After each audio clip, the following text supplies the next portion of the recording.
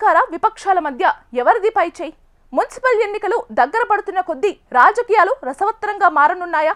ప్రజల్లోకి వెళ్లేందుకు ఎవరి మార్గాలు వారు అన్వేషిస్తున్నారా? ప్రజల దృష్టిని ఆకర్షించేందుకు ఎత్తుకు పై ఎత్తులు వేస్తున్నారా? గులాబీ నేతలు ఆరోపిస్తున్నట్లు ప్రభుత్వం డైవర్షన్ పాలిటిక్స్ చేస్తుందా? అయితే సిట్ విచారణకు హాజరవుతున్న బీఆర్ఎస్ ముఖ్య నేతల బల ప్రదర్శన దేనికి సంకేతం? ఇంతకీ ఏ పార్టీని పాలిటిక్స్, ఏ పార్టీవి diversion politics? HMTV exclusive political analysis మీకోసం. తెలంగాణలో విపక్ష బీఆర్ఎస్ అగ్రనేతలు ఒక్కొక్కరుగా పలు కేసుల్లో సిట్ విచారణకు హాజరవుతున్నారు. ఈ క్రమంలో అధికార కాంగ్రెస్, విపక్ష బీఆర్ఎస్ నాయకుల మధ్య మాటల తూటాలు పేలుతున్నాయి. ముఖ్యమంత్రి రేవంత్ సర్కార్పై గులాబీ పార్టీ ముఖ్య నాయకులు తారాస్థాయిలో విమర్శనాస్త్రాలు సంధిస్తున్నారు. ప్రజల్లో వ్యతిరేకత వచ్చినప్పుడల్లా ప్రధాన ప్రతిపక్షంపై బురద చల్లుతూ కేసుల పేరుతో వేధిస్తోందని మండిపడుతున్నారు. అందులో భాగంగానే తాజాగా మాజీ మంత్రి హరీష్ రావును విచారణకు పిలిచారని ఆగ్రహం వ్యక్తం చేస్తున్నారు గులాబీ నేతలు. గతంలో ఫార్ములా ఈ కార్ రేసు కేసులో BRS working president KTR SIT విచారణ ఎదుర్కొన్నారు. అలాగే కాళేశ్వరం ప్రాజెక్టు కేసులో కారు పార్టీ అధినేత కేసీఆర్తో పాటు హరీష్ రావుని పీసీ ఘోష్ కమిటీ విచారణ చేపట్టింది.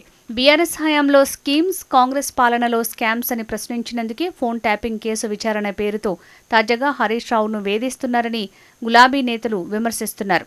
కాంగ్రెస్ ప్రభుత్వం హామీలు అమలు చేయటం లేదని ప్రశ్నించినా, వారి అవినీతిపై ప్రశ్నించినా నోటీసులు ఇస్తున్నారని ప్రధాన ప్రతిపక్షం మండిపడుతోంది.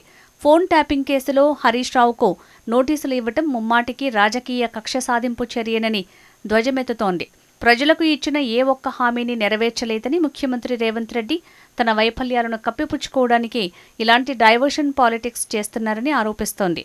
అసెంబ్లీలో ప్రభుత్వంపై పోరాడుతున్న హరీష్ రావుని ఎదుర్కోలేక భయంతోనే ఇలాంటి కుట్రలకు పాల్పడుతున్నారని మండిపడ్డారు బీఆర్ఎస్ నాయకులు.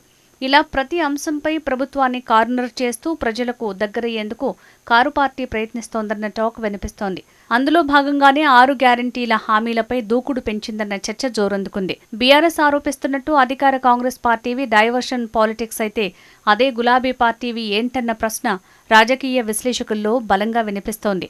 కాంగ్రెస్వి అటెన్షన్ డైవర్షన్ రాజకీయాలంటూనే గులాబీ పార్టీ కూడా అదే ధోరణి అనుసరిస్తోందనే చర్చ జోరందుకుంది.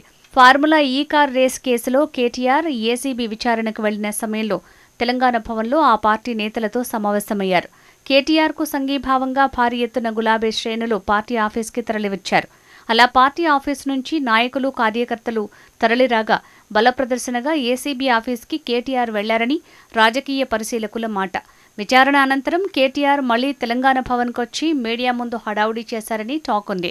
ఇప్పుడు ఫోన్ ట్యాపింగ్ కేసులోనూ హరీష్ రావు అదే పంథా అనుసరించారన్న అభిప్రాయం వ్యక్తమవుతోంది. హరీష్ రావు సిట్ విచారణకు వెళ్లే ముందు భవన్కు గులాబీ పార్టీ ఎమ్మెల్యేలు, ఎమ్మెల్సీలు, కార్పొరేషన్ చైర్మన్లు, ఇతర కీలక నేతలు, కార్యకర్తలు భారీగా తరలివచ్చారు. సిట్ విచారణ అంశం ప్రజల్లోకి బలంగా వెళ్లకుండా ఉండే వ్యూహంలో భాగంగానే బల ప్రదర్శన చేశారన్న వాదన వినపడుతోంది. భవన్కి తరలివచ్చిన గులాబీ శ్రేణులంతా హరీష్ రావు సంఘీభావం ప్రకటించడంతో పాటు మేమంతా మీ వెంటేనన్న భరోసా కల్పించారట. ఈ పరిణామాలన్నీ అటెన్షన్ డైవర్షన్ పాలిటిక్సేనని స్పష్టమవుతోందంటున్నారు రాజకీయ విశ్లేషకులు. ఏ తప్పు చేయనప్పుడు సిట్ విచారణ ఎదుర్కొనేందుకు బీఆర్ఎస్ నేతలకు భయమెందుకని ప్రజల దృష్టిని మరల్చేందుకే బల ప్రదర్శన చేస్తున్నారని కాంగ్రెస్ నాయకులు హడావుడి చేస్తున్నారు.